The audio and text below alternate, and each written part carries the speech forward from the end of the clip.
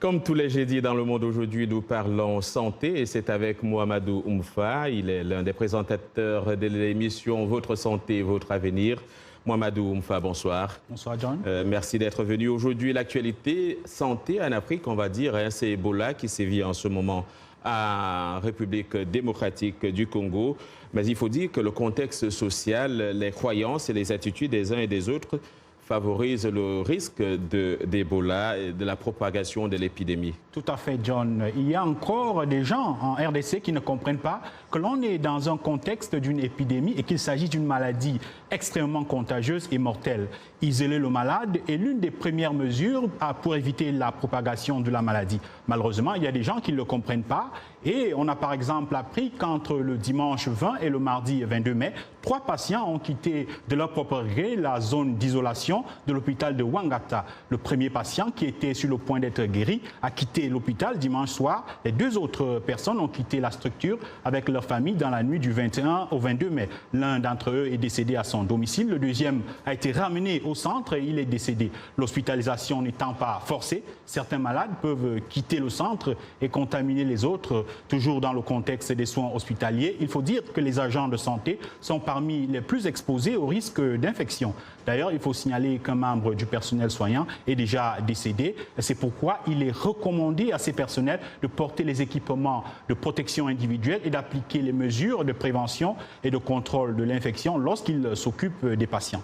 Alors, au-delà du traitement des malades, le mode de vie de certains habitants, n'est-ce pas, de ces zones est aussi une préoccupation pour le monde médical. Oui, une zone forestière. Hein. La RDC se trouve dans une zone forestière et beaucoup de gens vivent de la chasse, même si les spécialistes affirment que la viande de brousse bien cuite ne favorise pas la transmission du virus. Les chasseurs qui manipulent des animaux morts peuvent être contaminés. Et l'autre facteur, ce sont des rites d'inhumation chers à certaines communautés.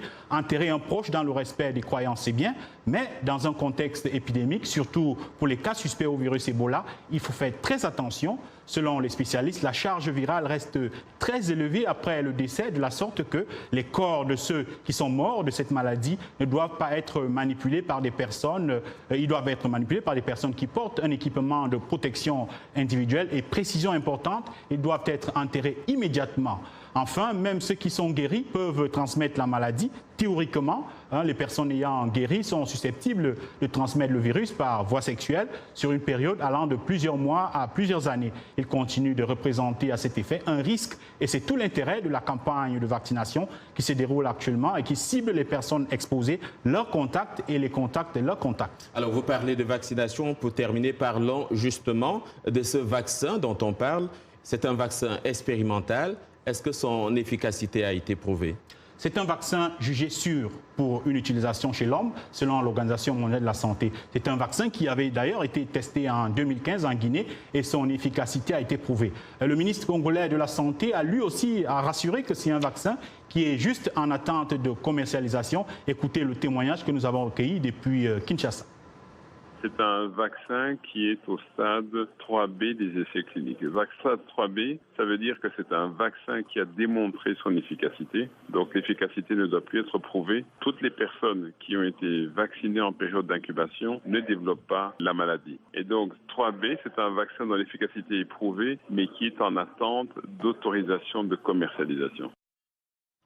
Merci donc au ministre de la Santé pour ces explications. Merci à vous, Mohamedou Oumfa. Je rappelle que vous êtes co-présentateur de l'émission Votre santé, votre avenir, ici même sur VO Afrique. Merci.